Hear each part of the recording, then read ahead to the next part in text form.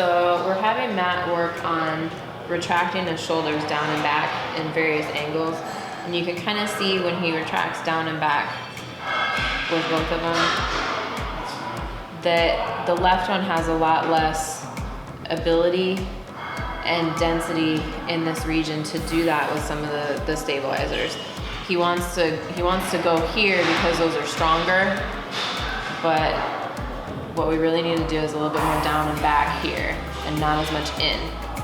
But these are considered stronger than some of those other stabilizers, so they want to take over. So think more down, going up, like you're going in your pocket.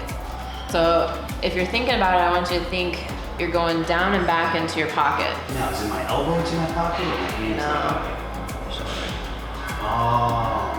There you go. Yep, right there. That helps. There you go. Yeah.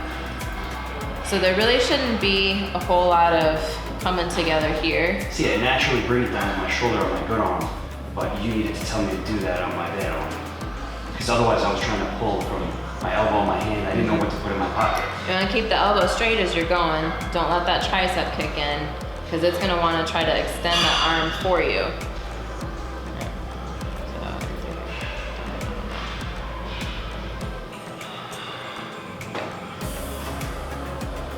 You can do that on a cable machine to try to get more of that activation by using a lot of a cross syndrome and getting that glute and hamstring in to help it get that stability. So we're gonna work on that a little bit, kind of loosen up some of his internal rotators so that he can do better external rotation and kind of tap into those stabilizers. Because right now, in through the tricep is tight, and a lot of his internal rotators are tight, and through subscap and teres, and then a little bit down into the lat too. So we're gonna loosen all that up so that he can tap into the rest a little better. We got his pecs yesterday, so we really loosened those up already. Now I can hide my abs because they're not happy. I was very comfortable. So my QLs are freaking always feeling overactive or. Well, I'll have you do that one on your side, because we talked about that a little bit.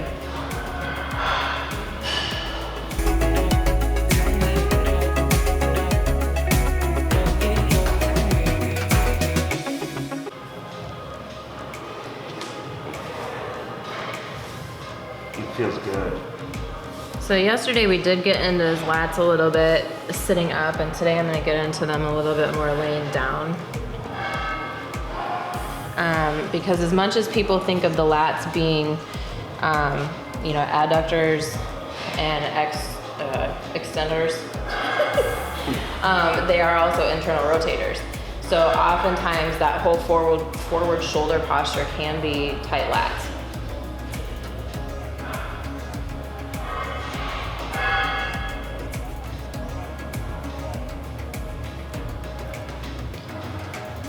And for him, because some of those stabilizers weren't doing their job, the reason his tricep is kind of lighting up right now is because it's been doing part of that job. A lot of that job, actually, now that I come to think about it. I just thought that it was part of the movement, to tell you the truth. Because I felt him coming in to try to stabilize everything even on my pullovers. Because I internally rotate on my pullovers and my tries are really, really fire.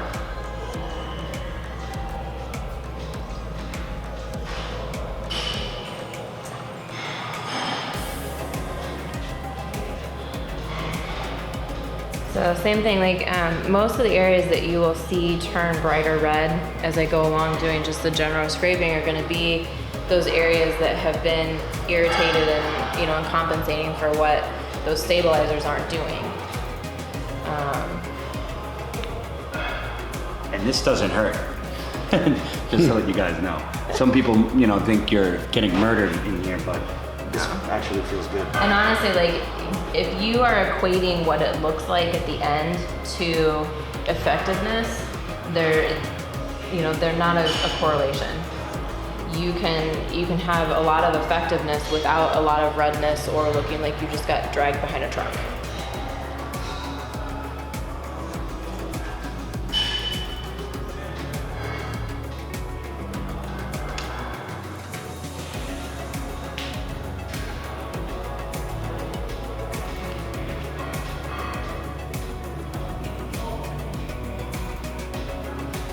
adult. Yeah, I try to hit them way too much. I was talking with Anthony about that yesterday, actually.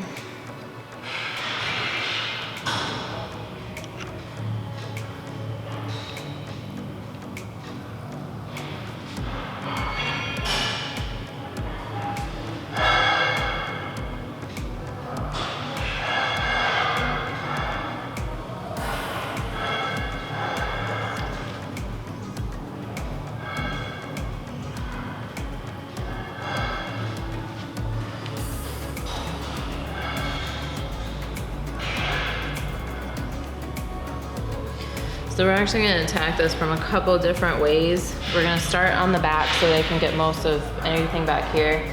And then we're going to have him go on his side so I can get a little bit more into the side and down and through here.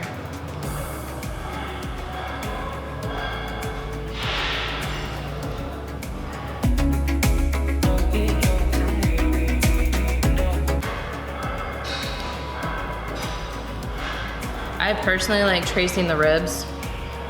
Because between ribs and serratus and lat, everything kind of in this side region can get a little bound down. That feels so good. Especially you're like pushing the gravel that's in between the ribs. Yeah. You're just like pushing it all the way to the side and it just disappears. A lot of times what I see with people who are internally rotated and really closed down in the ribs is a lot of stagnation of blood and lymph. And when you kind of get in there and loosen that up, not only do they have more mobility, but they just feel better overall. There's just not as much junk stuck in there, for lack of better explanation. And to tell you the truth, I feel like this was affecting my breathing. You know, I couldn't take as deep as a breath. I don't know if that like has to do with like compression of the ribs. Mm-hmm. Oh yeah. If you can't, you know, like if those muscles are closed down, especially in the front, if you can't expand them to recoil, it's going to affect your breathing. Also, that sucks in the middle of a set. If you can't breathe as efficiently, it makes your set less efficient, you know? Mm-hmm.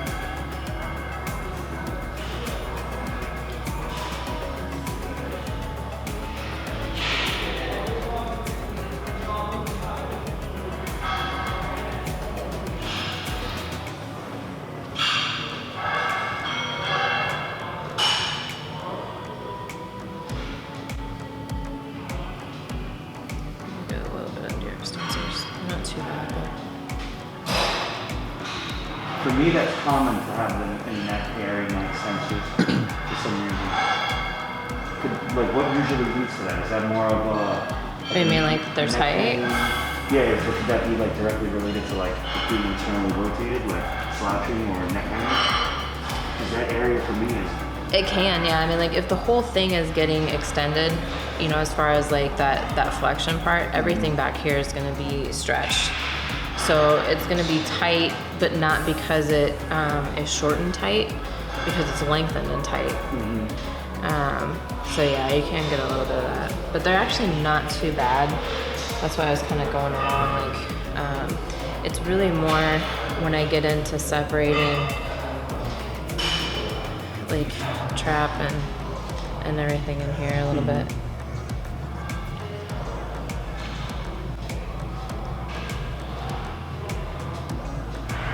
Oh yeah. Now I'm feeling some cramping going on right under here. I'm gonna have you bring your hand back. There.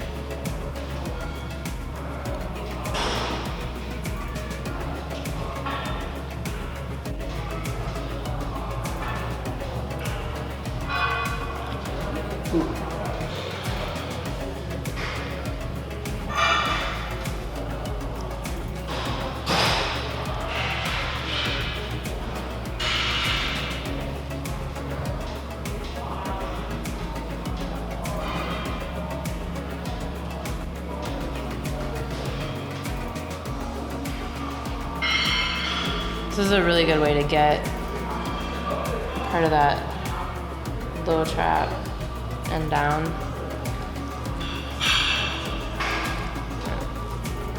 And kind of be able to get all of those insertion areas in here.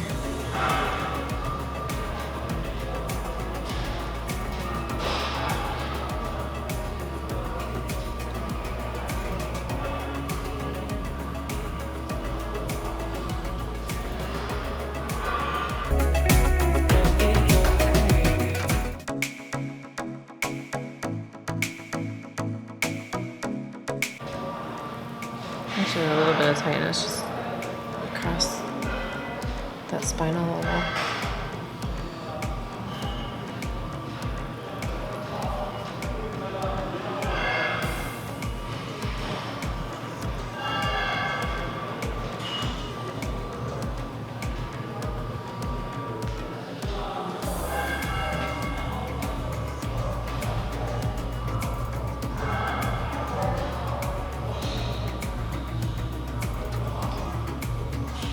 Like I said, like this part is not necessarily the restricted part.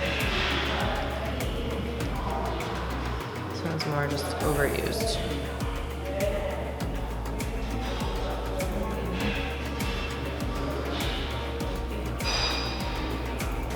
I feel like when you're a little bit like internally rotated as a person, you use a lot more of the outside of your body, like your back. Is that, you know, am I on point with that, or?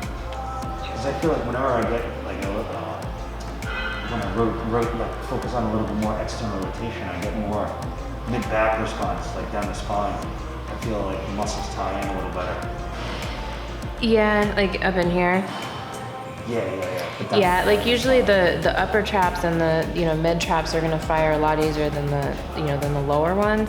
So you'll get a lot of like hypertrophy and overuse here, because it's really, even though you're pulled forward, these are really the only ones that can activate properly, because of that length tension curve.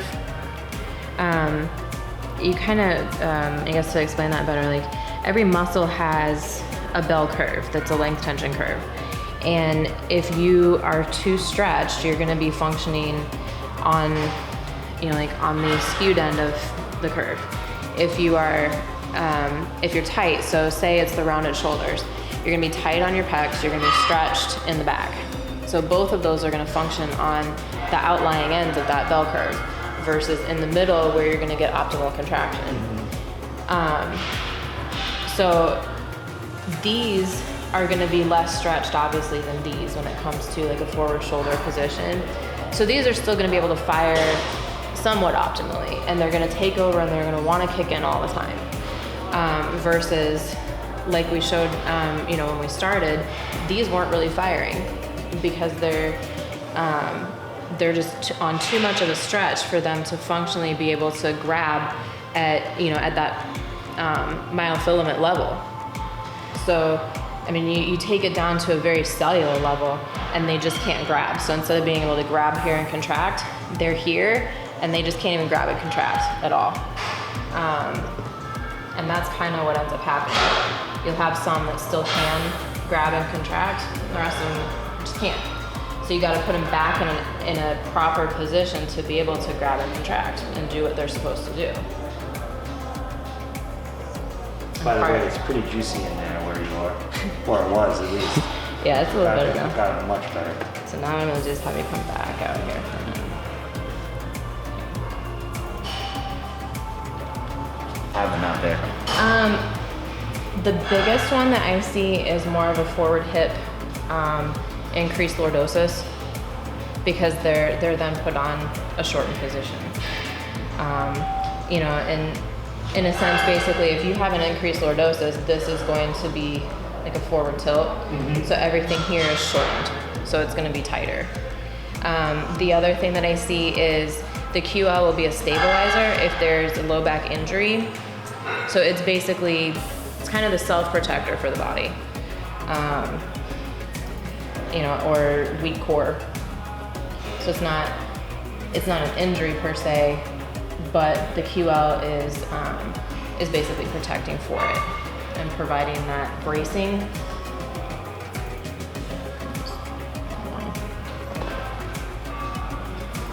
So yes, you can get into the QL from here. It's not that you can't, but I prefer to give it a little bit of a stretch to get into it better.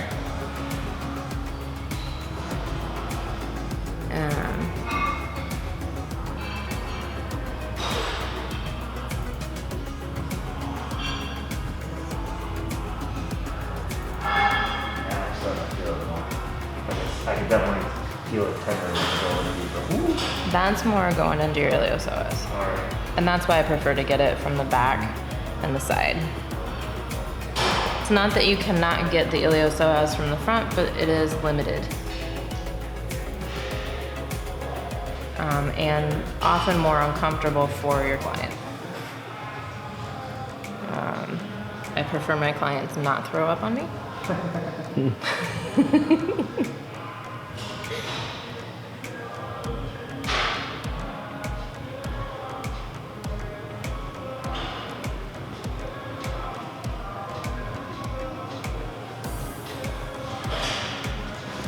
So yeah, what I kind of do is I just, I kind of follow it back into where it's going to insert.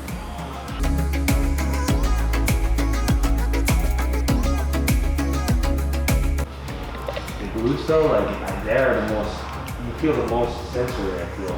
That was me. There That we was go. me yesterday. That was the like the Did you feel top that? edge. It's just like a different feel. Did you feel that release though?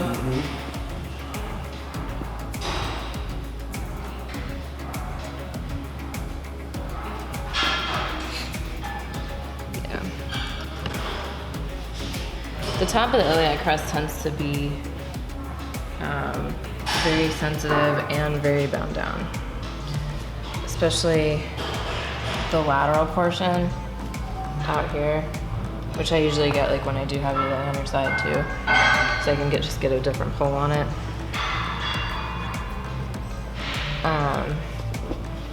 But that glute med tends to take over for a lot of stuff. And you kind of, like if you go enough to the front, you're gonna get TFL coming in too. So we'll get that a little bit.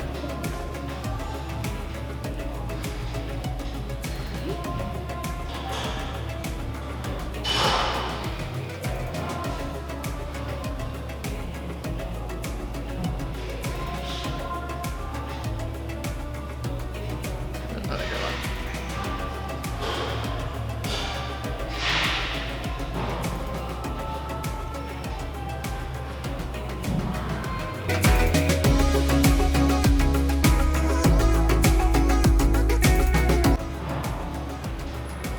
So then what I do, like after I get in there a little bit, I can get a little bit deeper in.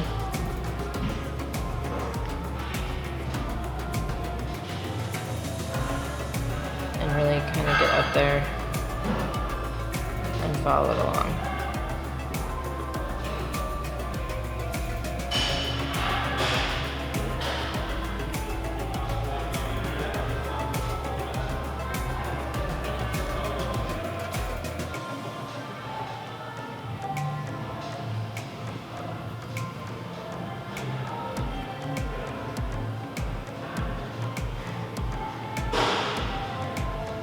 So that one released it pretty good.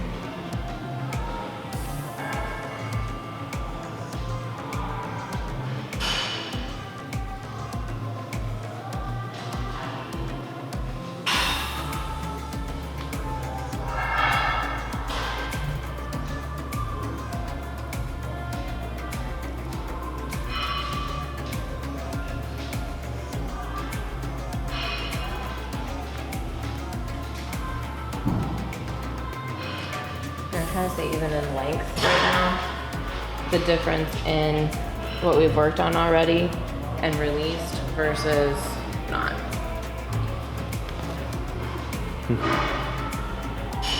Just in how it lays. This feels like it's so much flatter. This still feels a little. Yeah, it definitely looks like that too. You can see a pretty big difference. Just like everything is more even and down this way.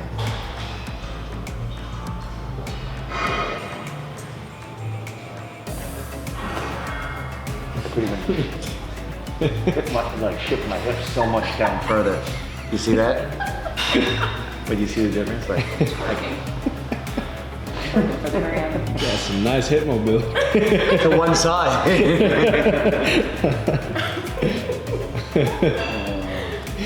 Okay. So, and then how we do is... Twerk screen test. Let me just double check this before I record. Not as good as my extension.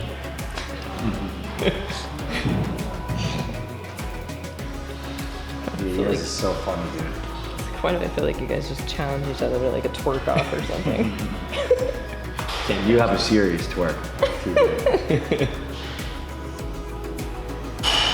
He tried to explain how to do something wrong in like lower back extension before, and he looked like a minotaur. I was cracking up. I was like, how did you get your ass out so far? I'd be in a wheelchair if I did that.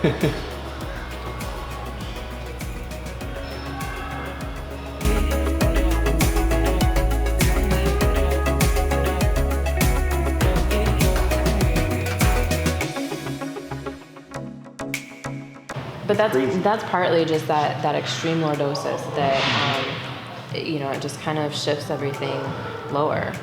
So I was part of that lordosis, but I was also what they call like the S shape. So I was slouching at the same time where I was coming into lower back extension. It was probably the worst thing you could do.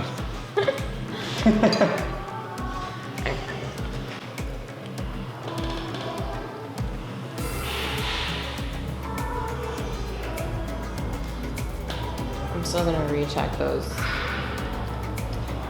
first shoes.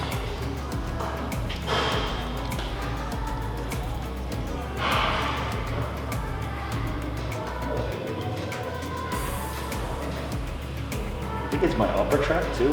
Is that tight as hell, or is? Your upper trap?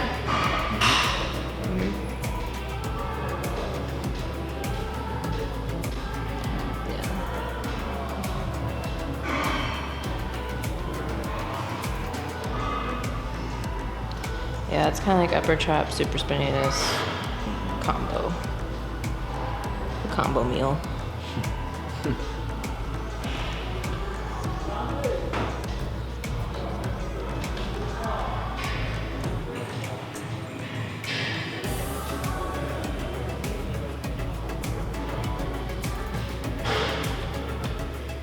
And this part isn't too bad because I already got into it. Okay. So now how do you roll towards the double doors? We'll kind of go in a little bit more there.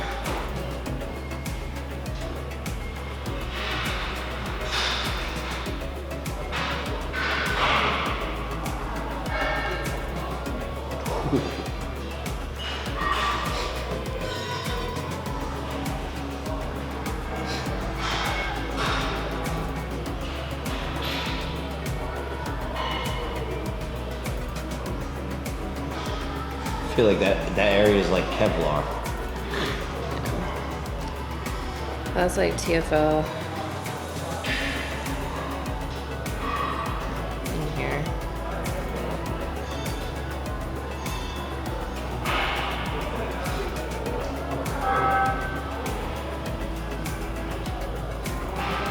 See, that's what I feel like what's preventing me when I do the vacuum or whatever, when I attempt whatever the hell I'm doing.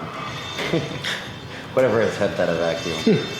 Yeah, I mean, like there's definitely a lot of tightness in through here. But yeah, I mean, there's definitely TFL tightness down. TFL is what you call your pocket muscle because it sits kind of like this. Okay? And it's frequently tight, but when most people do your typical hip flexor stretches, you're not really hitting it because it requires a completely different component to actually put it on a stretch. Yeah, it's tough. And I can show that at the end, but yeah, like most people don't actually get it. So they're, you know, you still have that hip tightness and hip pain, but you're like, but I'm stretching my hip flexors all the time.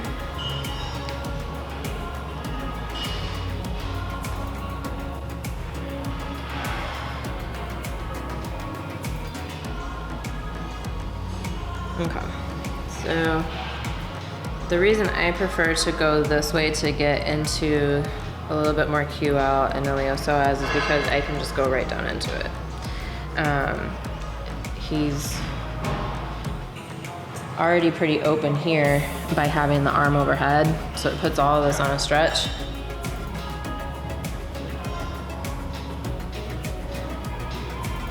And then all I have to do is just get in there a little bit more. And a lot of times I'll get in first without the tools because some people are so tight in through here that it's very painful if I just dive right in.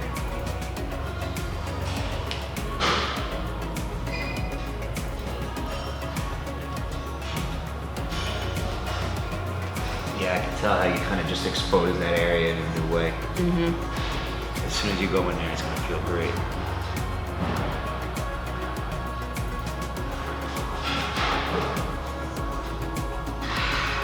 Wow. No one would ever hit these like this. You're going across too, right? I noticed.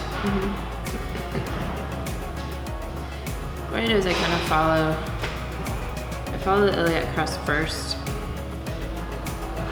and then I kind of hit a couple of different directions across it. Yeah, the different directions are key, man. I feel it. Because you're really not going to get a release of anything if you're going with the tissue. And that's why, we can talk foam rolling later, but why I'm not a big proponent of foam rolling, because it's very hard to get that cross-frictional pattern. And I've been worked on by a lot of people, and I never, in that one area, everybody goes with it. I never really had anybody that went up against it.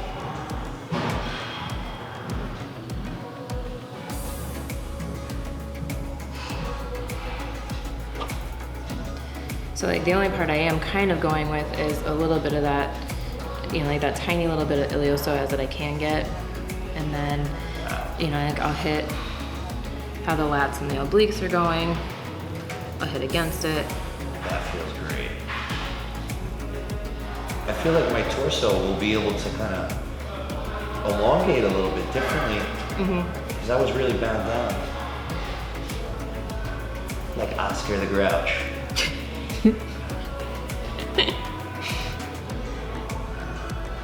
I can't remember who it was. It was one of the other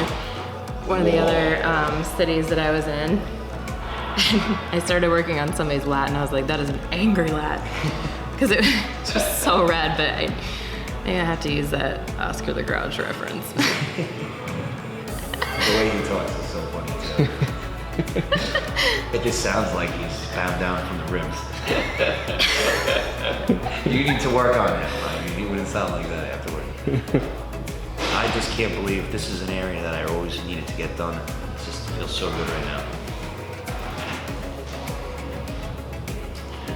Because my rotation is crap, and I have a feeling that this will help me immediately with my rotation. Hang on, I need to get another towel because I have too much.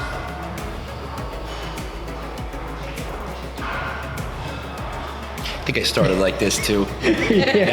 Now I'm like this. I'm not even trying.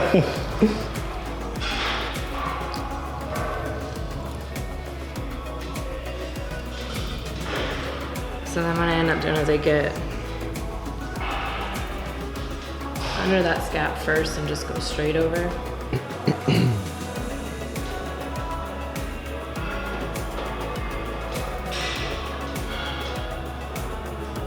And go ahead and go a little bit more overhead.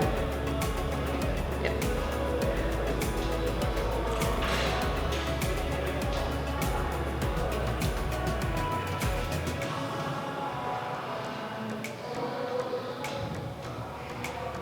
Working back last night did not help. You said bring it back? No, I said working back last night didn't help me. I thought you wanted me to do the thing. I'm like, no, I'm not ready for it. Okay. Did you deadlift yesterday? No. Rack pull? No. We couldn't because his hamstring, he strained his hamstring. It's part of what I worked on. Yeah. So I can't. Takes a lot out. Yeah. I mean, I could, but I'm not. How's he doing? Better. He's sore, but doesn't have the pain when he was walking. Oh my God. Yeah. I'll take that any day. So then every now and then, depending on how tall or wide the person is, then I can actually get in and go this way too. It just doesn't always work out the best to do that.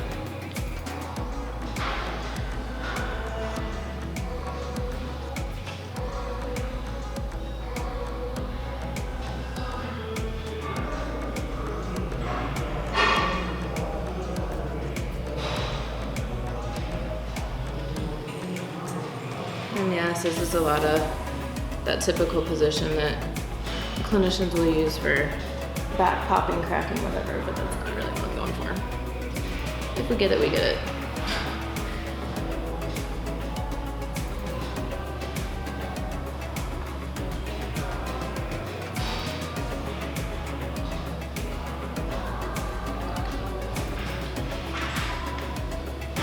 Just ease on the skirt.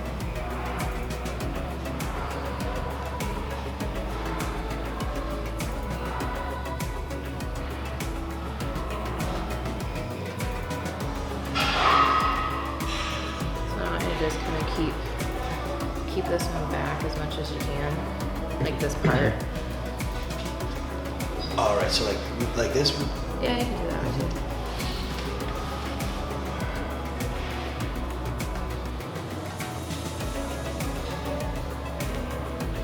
Got a crack up here. Try to bring that arm more over towards your head. So my head this way? So like you're stretching across the side. Oh, and I'm reaching too.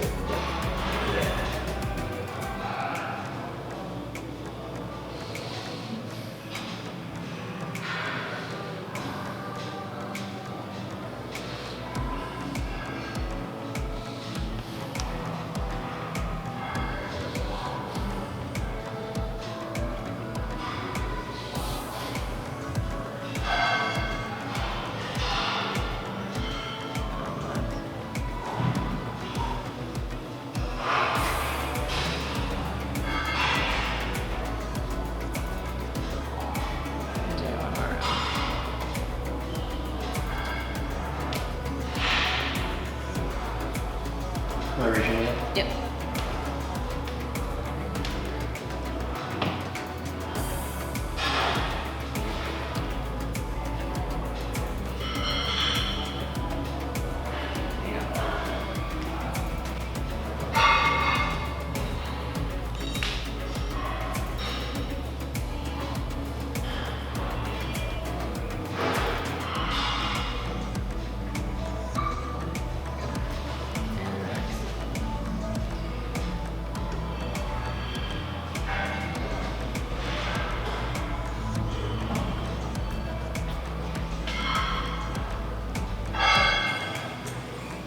You're pretty deep. Because that area was so tender before, you could definitely not get that deep without having a reaction from me. And my psoas is tight too. And I'm like feeling great right now. Yeah, but a lot of that kind of releases a lot of that because it stretches the whole thing. And from the pelvic portion, not just not just from the leg. You almost hit the piss muscle again. Remember that yesterday? A few days ago? That right there is almost where the piss muscle is. I'm telling you, I call it the kidney drainer. I know, right? I'm surprised that's not in the textbook.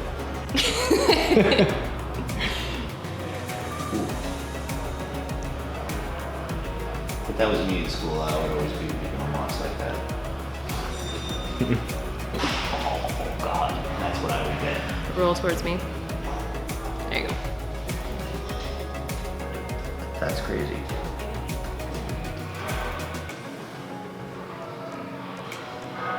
Wow. Starting to get the vacuum. Yep. Yeah, no, I swear to God, I really do feel it. It's crazy. No, you are I like. feel my stomach sucking in.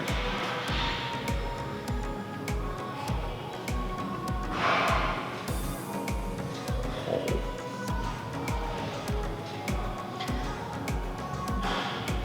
So where I am right now is kind of, I wouldn't say a junction, but it's a little bit of those obliques and where iliopsoas kind of starts to come in.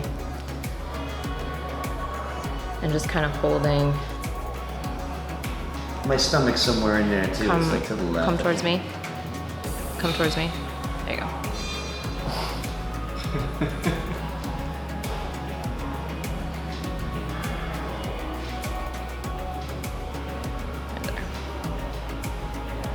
A little deeper is my soul. Once you stand up, you're not going to be able to get out of a vacuum. Oh, this is great though. I can't believe how tender I am here. What I kind of do is I just kind of hang out there. A lot of times you can get a release without having to get, like really into the pelvic cavity with just kind of hanging out on some of those attachment sites and doing more of just like an ischemic release.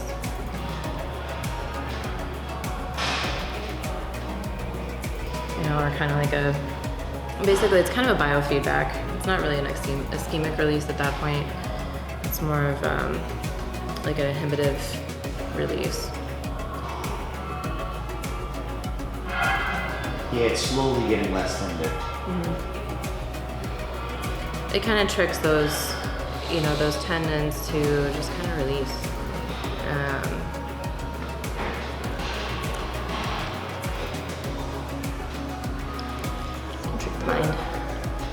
Mind tricks.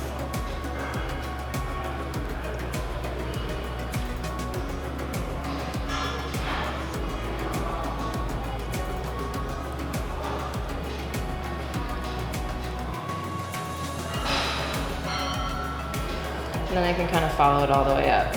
Again, I prefer this and getting into a lot of the pelvic cavity and the iliopsoas because when he lays this way, everything kind of, organs and whatnot drop away because of gravity. So it gives me, more in here to get into without having to, try to get through as much tissue.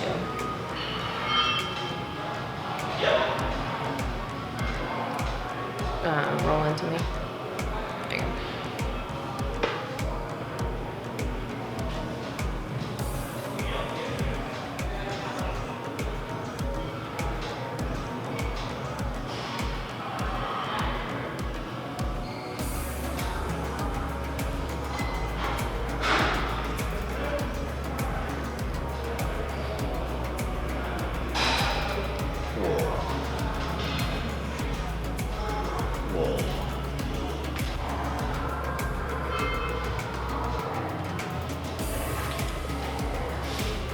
Basically just follow it all the way down.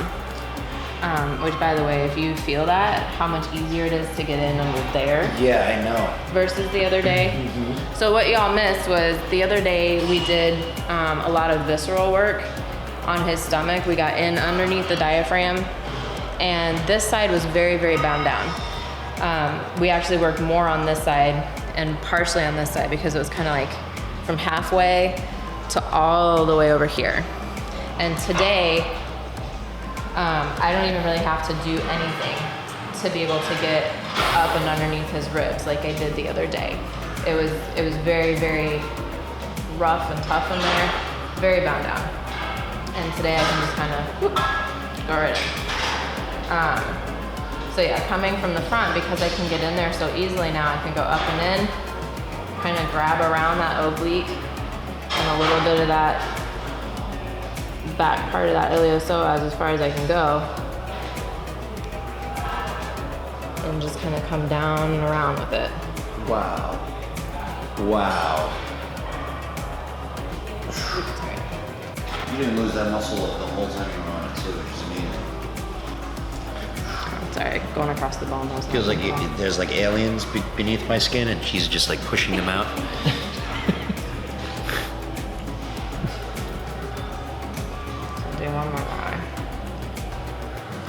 I have little hands, so it's just as much as I can grab, but just kind of secure around it, and then roll into me.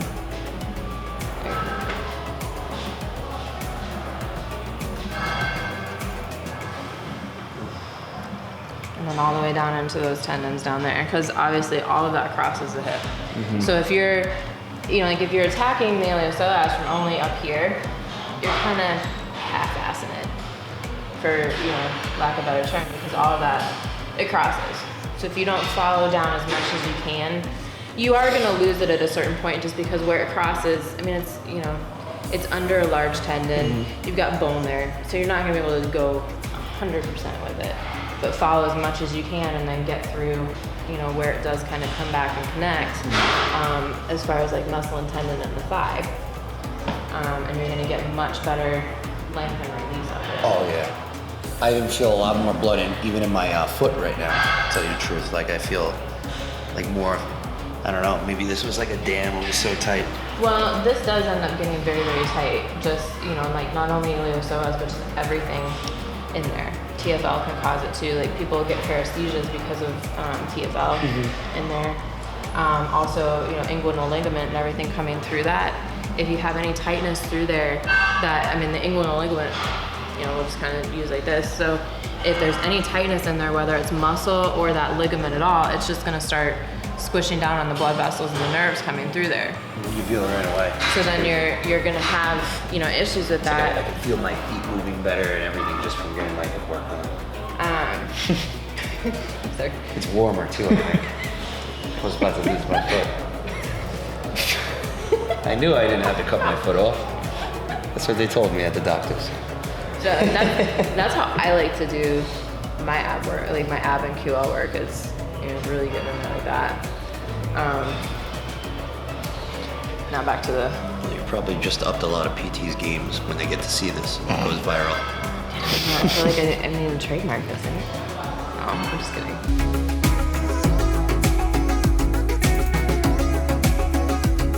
I didn't get all the way into the front. Wow. I can just feel her pushing it. It's like a ripple effect. I can literally see it all coming out, yeah.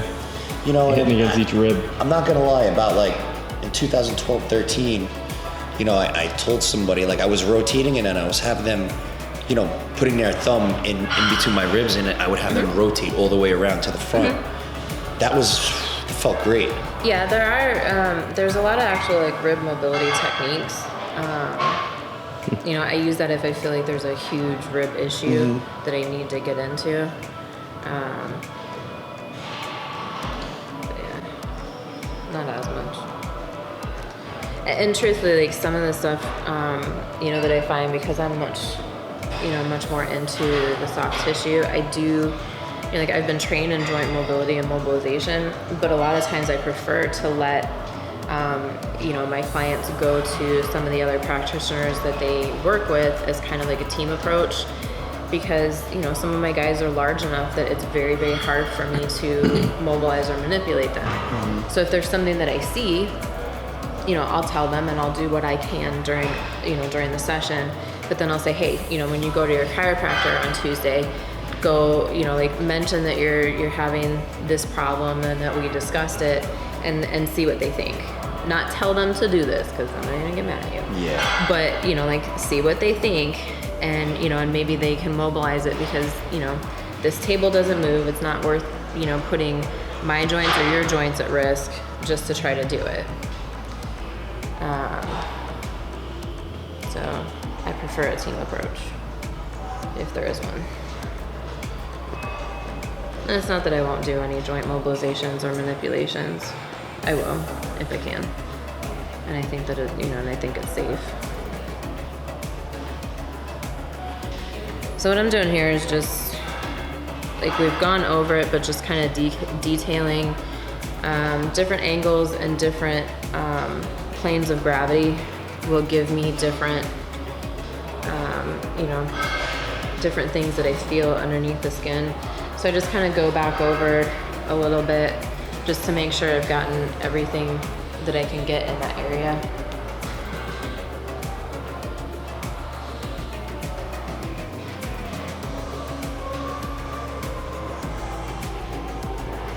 So in a way, a lot of people ask if I do ART, and I don't, in the sense that the classes that they offer now for an ART, A lot of times what I will do is I will go through the different range of motion of the muscle, releasing in that, but it is not something that I have taken an ART class for. It's just something that we learn in school. To become a doctor of physical therapy, though. We get a lot of stuff that, you know, is included in a lot of the things that people see now as, you know, myofascial release, ART, all that kind of stuff is, you know, there's a lot of components that we learn in that. Joint mobilizations and manipulations I have seen in ART as well. They're just not labeled the same way. I think the one that I saw was a mobilization of the hand and the smaller bones by using an active technique with joint mobilization. So it's the same stuff that we learn, just under a different name.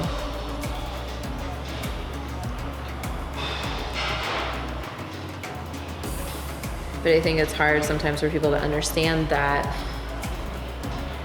in regards to thinking that you have to have a certain certification in order to be able to perform something. It's not always the case, so don't count out practitioners just because they don't have a certain specification. Chances are, you know, you can ask them other questions on what they can do, and they may be able to do the same thing for you.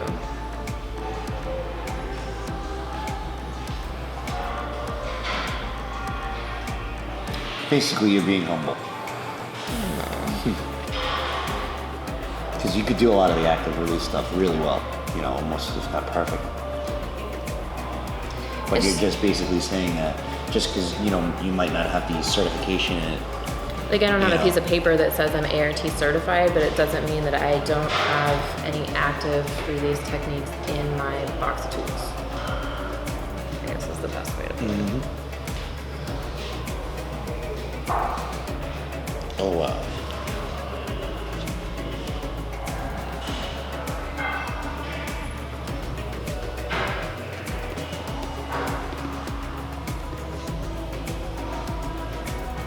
Now, when you did that, I had a little bit of pressure right here. Okay. Not sure if that means if that, you know. No, I just where I was pushing. Right.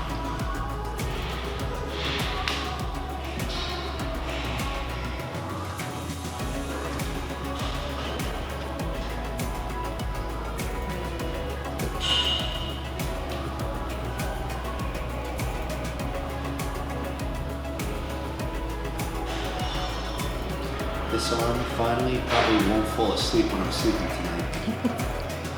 That's the goal. Like, this was my trouble arm. This would go to sleep no matter what. Even if I was laying on my stomach and my arm was in front of my, you know, in extension, it would be like 20 seconds till it goes out.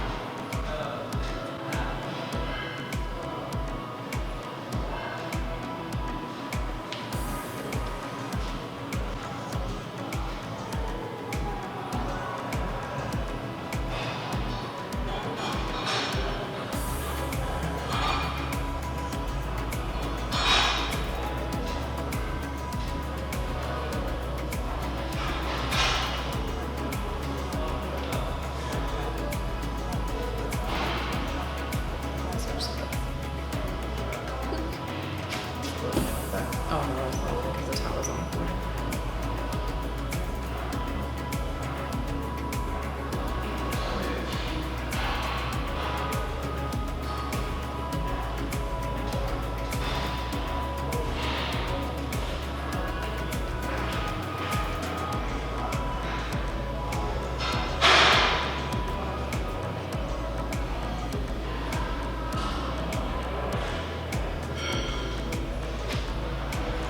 That was a good one.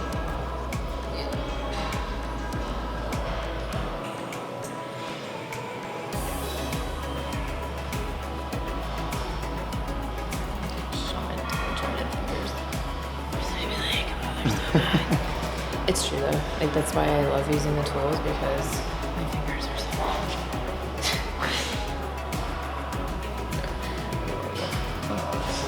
That's so awesome. That's one.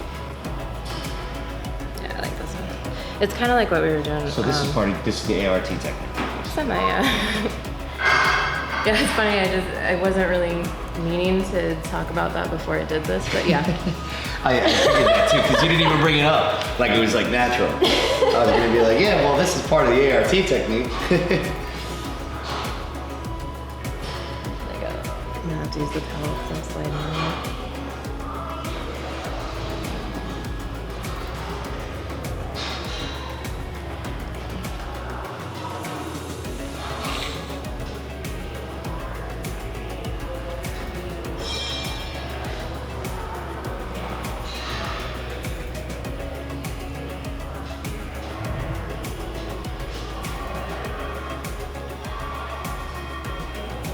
Oh yeah.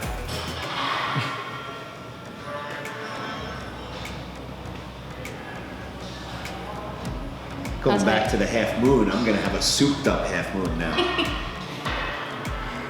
I'll tell you, a lot of people ask like if I get tired, but the trick to some of this is being able to use body weight to do it. You know, like instead of trying to use all my weight to push forward and use my smaller muscles to do it, I just kind of dip my body weight into it. And it makes it so much easier. You see how much further I'm stretching right now? Yeah. I'm gonna get pure motion. And this is one of those stretches that I needed to do before I did any kind of chest. Like it's, you know, you would put it up on a door. It would kind of like, you know, come stretch down, if you know what I mean. I would always have to stretch this part out.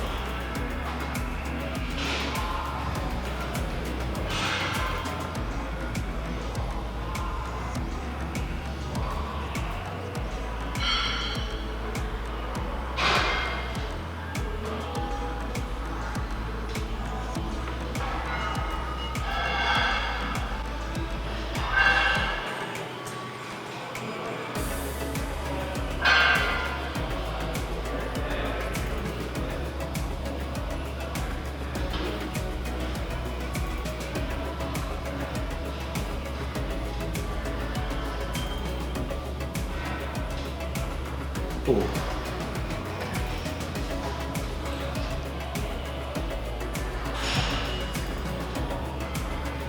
I feel like for me, my ribs and serratus, I mean, we had to work on them a lot, basically, and I feel like it's a big issue for me. It's not even a lot of the bigger moving muscles. No, but I do feel like it's something that I end up getting a lot with people is in through the ribs. Now, do you think that could also be from a lot of like central nervous system response? Like, you know how a lot of the athletes don't have any kind of down regulation periods and all we do is keep electrocuting ourselves in a sense. Do you think that has to do with a lot of intercostal tightness, possibly? Not necessarily. I think, I think you're onto something with the athlete part. There is something to be said about the intercostal spaces with athletes because they tend to be more efficient breathers. So those intercostal spaces tend to be smaller. You know, and then of course, like with anything, if you close down a space, whether it be for a good reason or a bad reason, you still have a closed down space. So. And if you keep it closed, it basically just solidifies and becomes tight in that position.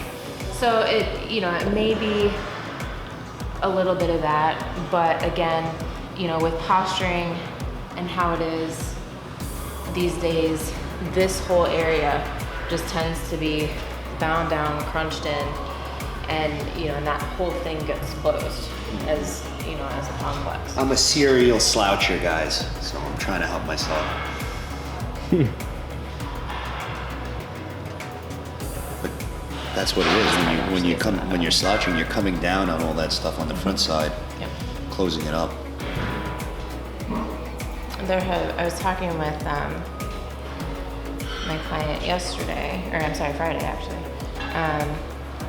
about how in relation to yoga and acupuncture, how what's referred to as a closed heart, meaning the chest and everything here is closed and bound down, how that affects a lot of things. And opening that up not only affects the way you feel and your confidence, but Energy also, levels. yeah, your energy levels, everything, just everything in general kind of flows better.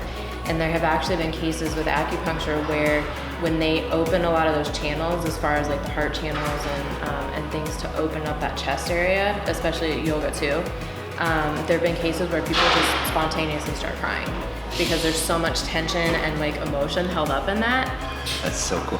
I took heated yoga, and there was that one pose towards the end where you go into almost, you're on your knees, and you would go back and you grab your ankles. Camel. And then, yes, and I feel like there's just like, you know, like that thing that Iron Man has in the middle of his stomach? I feel like when I do that and I'm stretching out and everything's in, like, you know, stretching, I feel like there's just like a beam of light that shoots out of my chest, and I'm just like Iron Man after that. If you guys want to get a good picture. It's like the second to last or the third to last pose in heated yoga. Wait for it. Wait for it. A lot of people think that, you know, yoga and acupuncture are kind of these really hokey kind of things, and they don't really do a lot, but you know, from what I have seen and you know, and some of the things that I've heard from acupuncturists, there's a lot to be said for it, and a lot that's interconnected that I feel like people kind of discredit. And also, you know what, coming from a standpoint though, I used to do yoga, and I used to be the guy that would overstretch and never work on mechanics even of yoga. Like when you get into the yoga poses, you're not supposed to try to overstretch, you're supposed to do them properly. And when you do them properly, that's when you really gain the benefit. Like I used to just stretch with a rounded back and not use my core, so that you were just stretching, not giving yourself traction. You know, and that's a big thing. I think people actually, there's the person who knows how to do yoga correctly, and then there's the people that just go to stretch, and you know, they're stretching improperly and they're trying to show off, and they're on these, you know, next to the yoga girls, you know. They want to see those downward dogs. But technique and form, even when it comes to yoga, it changes the game. It makes it benefit. You're just stretching and could be doing something, you know, not beneficial. It's just defeating the whole purpose. But now if I went back to yoga, it would be a completely different stretch, completely different mindset than when I would do it, you know, years ago. And they'd be working on that vacuum too, because you gotta pull that belly button into your spine. Yeah, I'll tell you, like some of the best vacuums I've ever seen have been on yoga instructors, because that whole, you know, belly button to the spine is huge. Huge part. Especially when you warm up in the class with the breathing technique, the heated yoga breathing technique. When you bring your air in and you bring your arms up, and then you make that weird noise. You have to make that noise. And I'm not making fun of yogis, I love it. My favorite was always the one where it sounded like Lamaze class, when they made us do like the Oh yeah, it sounded like I had emphysema. Probably because my diaphragm is so bound, that's why it's making me make emphysema sounds. Embarrassed. It's like most of the people are embarrassed because of the way they look. It's like I make such weird sounds in yoga, I'm like, alright. That's why I'm embarrassed.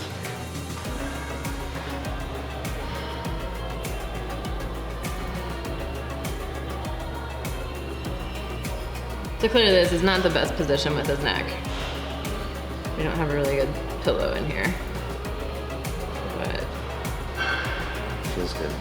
I was gonna say it kind of works out because it puts you on feel that one an little bump extra in there? stretch. Yep, down here.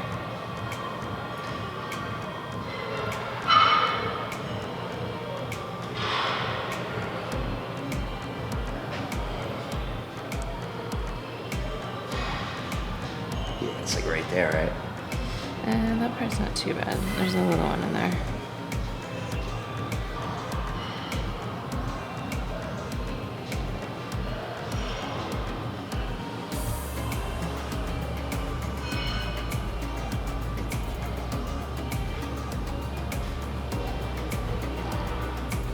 So I'm gonna get back into that rib.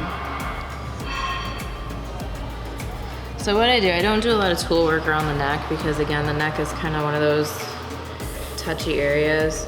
So I kind of get down into My where a lot shoulder's of dropping like butter, by the way. wow. I get into a lot of where the, where the insertions are, and I kind of go along those to relax them and get into that way. I won't do a lot of tool work up in here.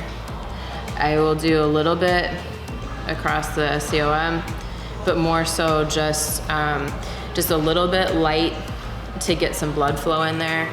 And then I'll do a little bit around attachment sites here, but not a whole lot otherwise. It's too big of an area, and there's too many delicate things going on. So I do a little bit of it. Well, it's better than me. Like 2-3 years ago, I would go home and I would just grab a butter knife and I would try to do it myself. I think, your way is better. Butter knifing, we've all been there, hopefully.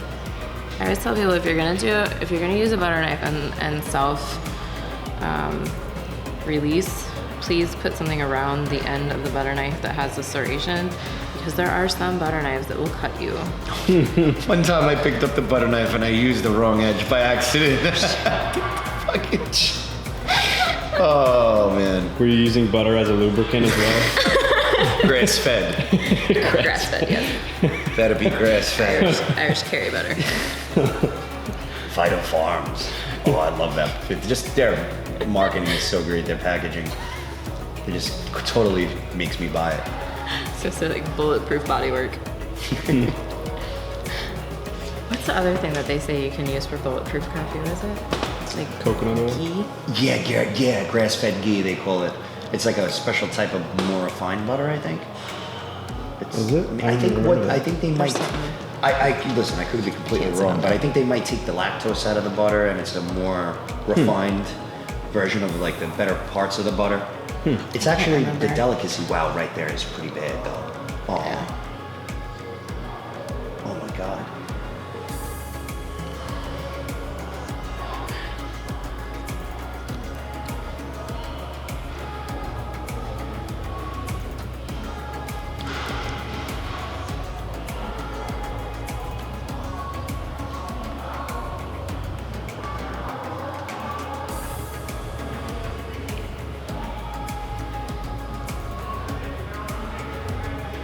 You're just swiping away tension from my life right now.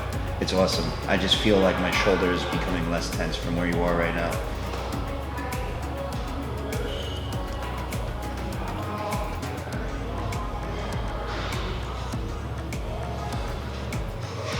Anthony fell asleep with this. He was laying down the other way though. That's funny. Yeah, Anthony's a dedicated athlete. A couple of snores.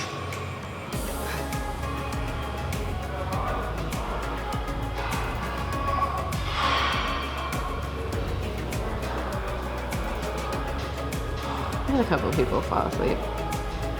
I mean, I could.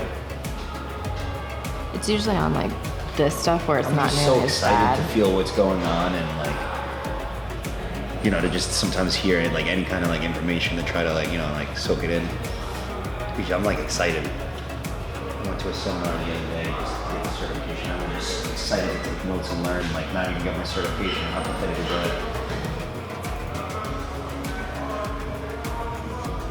Everybody was like, falling asleep and I'm sitting there like just so happy to be there. You can't even imagine.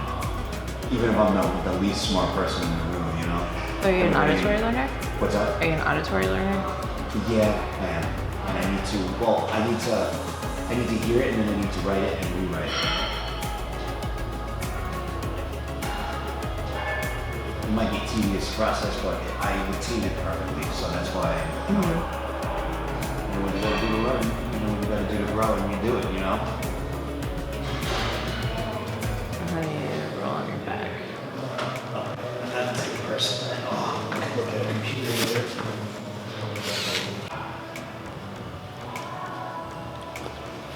Definitely couldn't do that before. So actually, we're just gonna pretend then. Yes, that's nice. Check out the other side. Maybe the other one's bad. Good. Bad enough. Okay, so What I'm gonna do is mobilize his first rib down. And one of the most common things I see with like the forward shoulders and tightness in the neck and things like that is the first rib will elevate. And it starts encroaching on nerves, it starts encroaching on a lot of things, blood vessels and whatnot up in there, so you can get pain and tingling down the arm, numbness, all that kind of stuff. And all it is this nice little bone up here. So I'm gonna have you take a deep breath.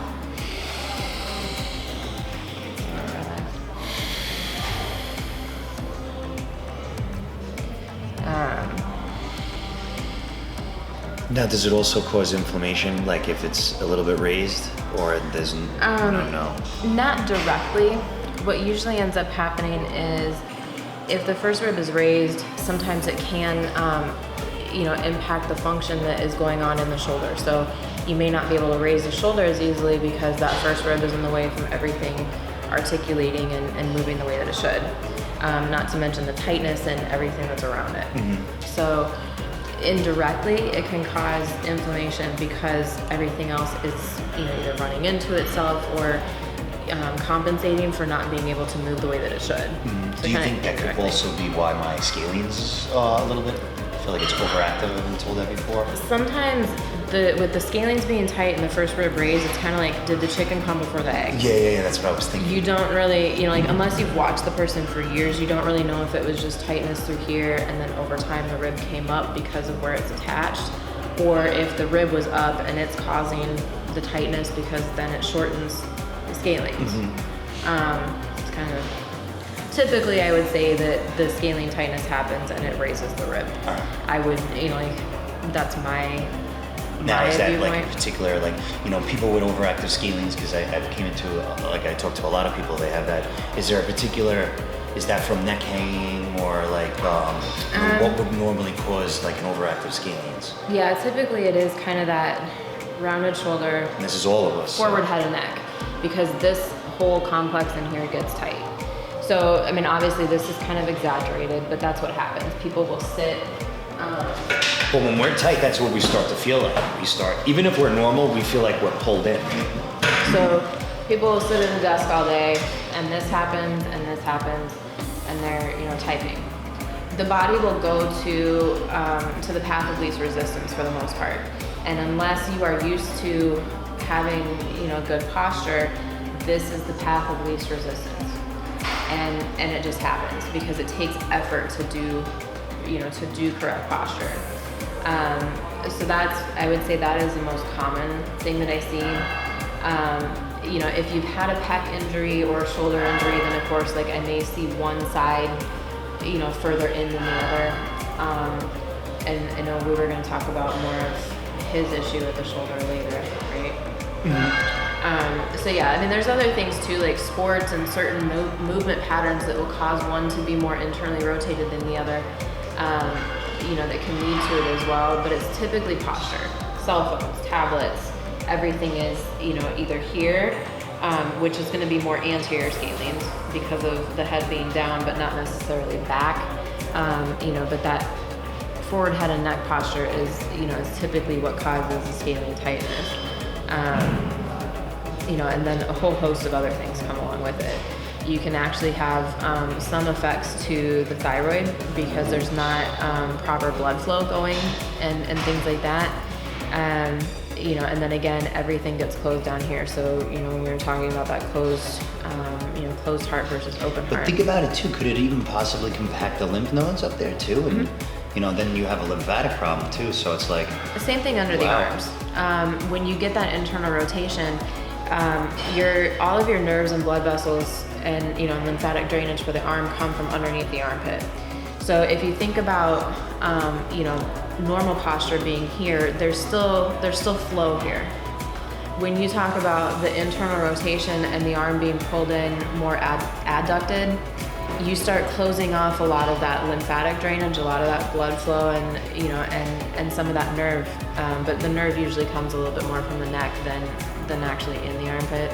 But you can. But yes, it can affect lymphatic flow in a lot of places.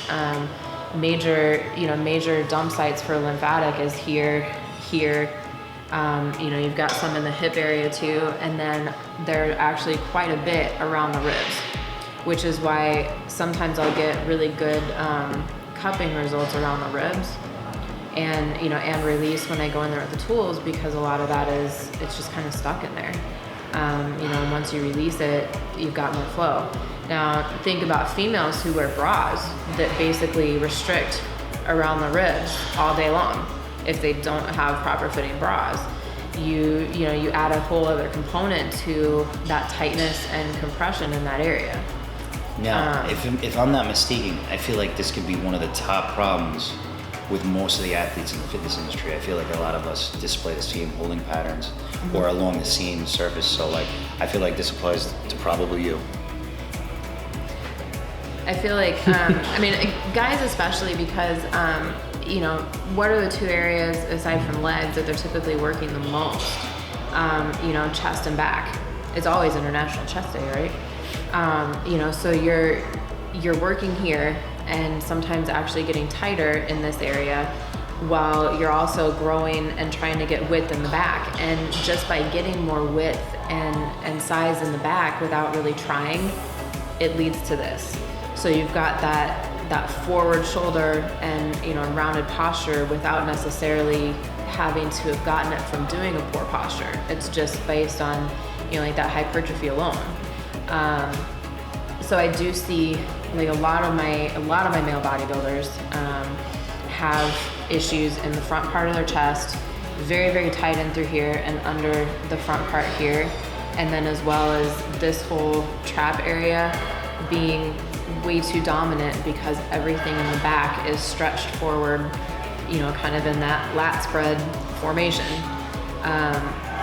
So yeah, I mean, without really trying, just by competing and putting on the size, it's getting that posture.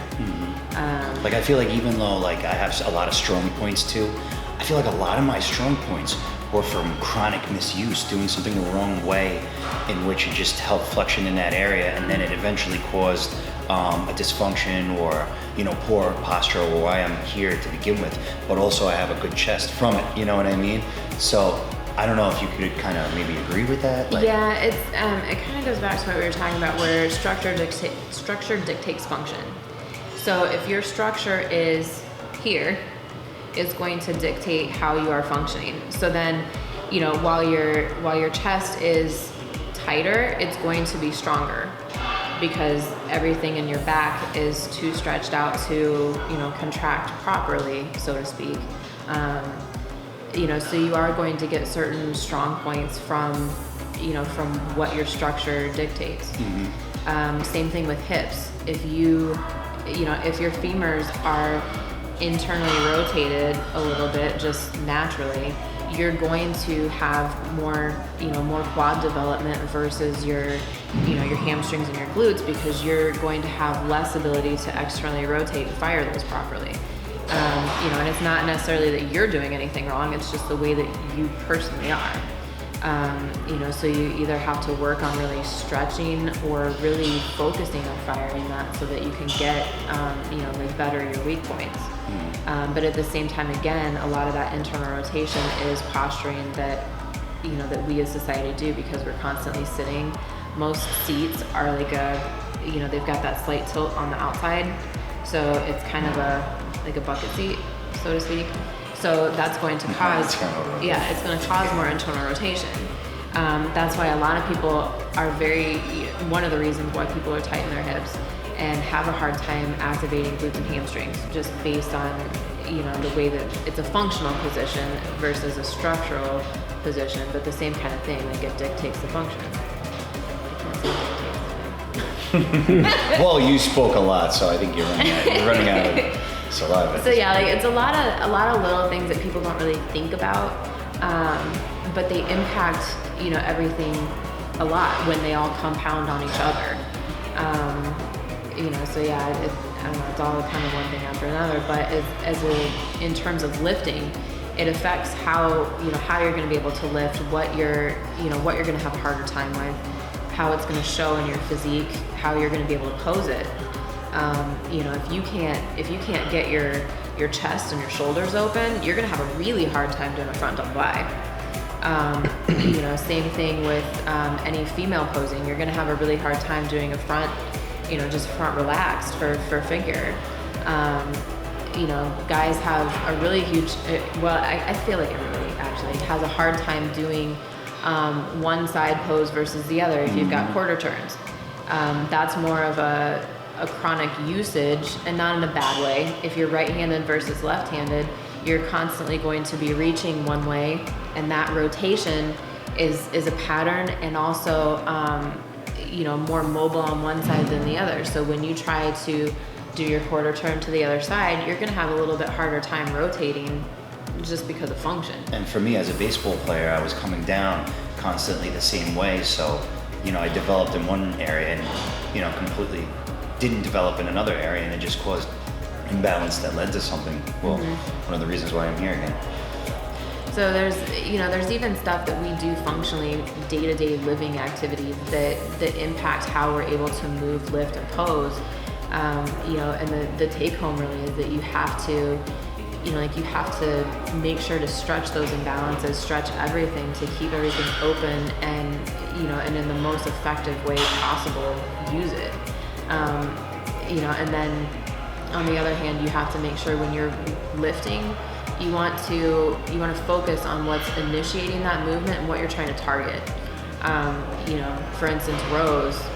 If you can't get your scapulas down and retracted, you're not going to effectively be able to hit a row here and back. You're going to be hitting that row traps first and then back, versus where it should be hitting is down here, you know, unless you're trying to target. No, I know, and exactly. Not only is that inefficient, but it's also going to reinforce a negative movement pattern. You're going to get negative movement patterns, and then you're also going to get more hypertrophy here, and still, you know, so it kind of perpetuates the problem. You're going to still hypertrophy what can work, and you're not going to be working what isn't working already. You know, those scapula stabilizers and being able to retract them, you're still not going to have that, because you're going to be letting, you know, what is strong take over for what may not be as strong in those retractions.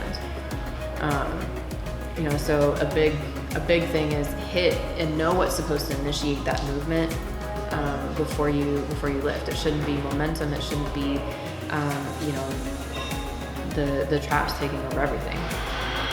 Even though that's a huge thing that I see. Well, that's pretty much why also people have a hard time hitting their lats too. Yeah, a lot of lat training and the problems that I see with back training is that scapular retraction, and being able to hone in on that, to be able to hit the lats instead of constantly hitting upper and mid trap. And being able to tap into that lower portion to really be able to get that width and all the way down.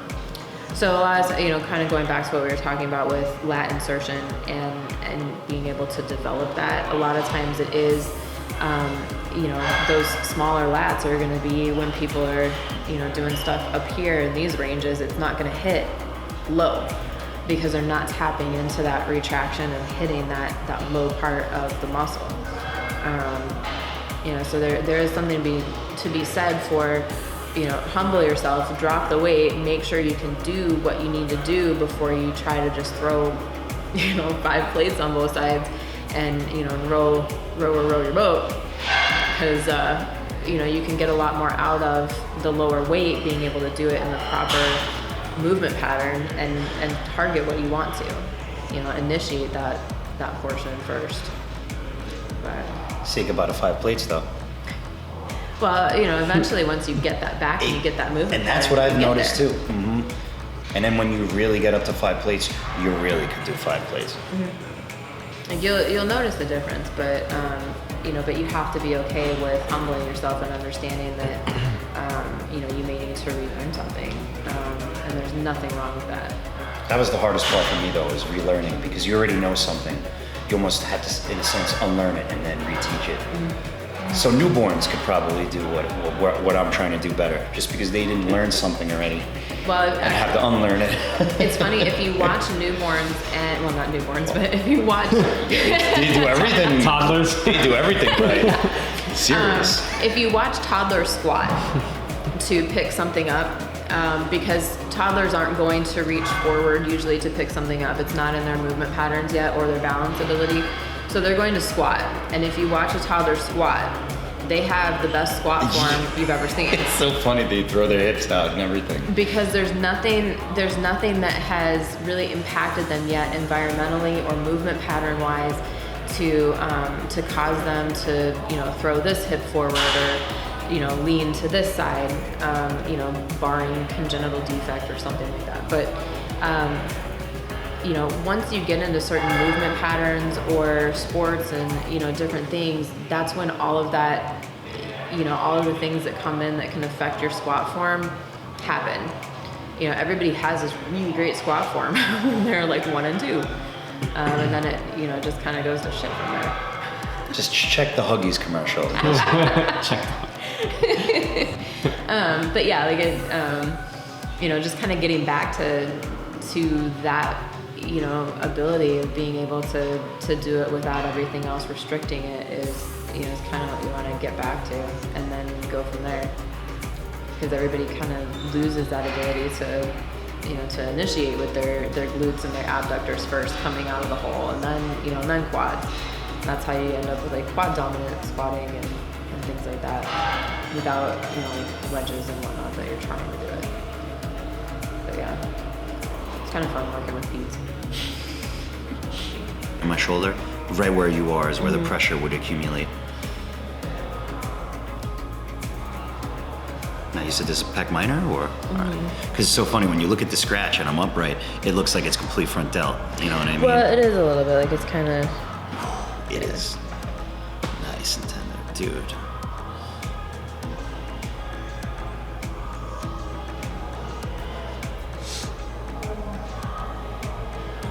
And you can kind of see the other shoulders popping up as they stretch it.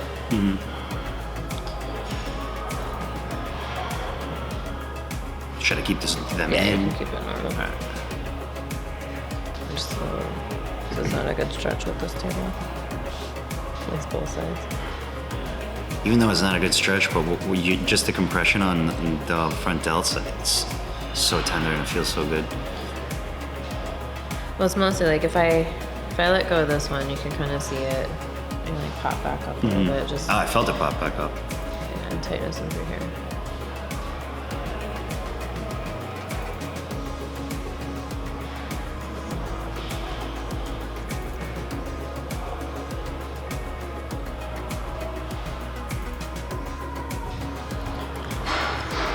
But the biggest one that, you know, like when you look at it is from the back, and you know how many finger widths you can fit between, you know, between the table and their shoulder blade, and that's kind of how you know how you judge it by. You know, if there was no pec minor tightness, it should be down That's so crazy. normal, and I'm That's- not really sure I've ever run into that's a anybody big that's difference. normal. Honestly, I don't even think mine would be. You know, if I was on the table and somebody was doing it. Yeah.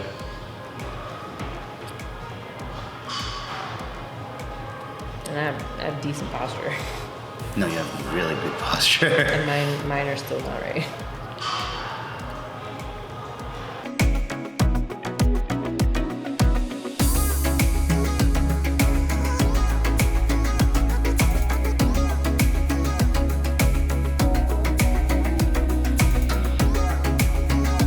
You're good. More off to the side. All right, so ribs down and pelvic tucking, right? A little bit, yeah. But I want it in more focus. Better. So more just down. There you go. That is a lot better. Still not as much movement, yeah. I feel so much less restriction though from my shoulder. to So now triceps. do both of them together. It's fuller though underneath. It's a lot fuller. Hold that. Yeah. Can you get a picture of that so I can do like a before? Yeah.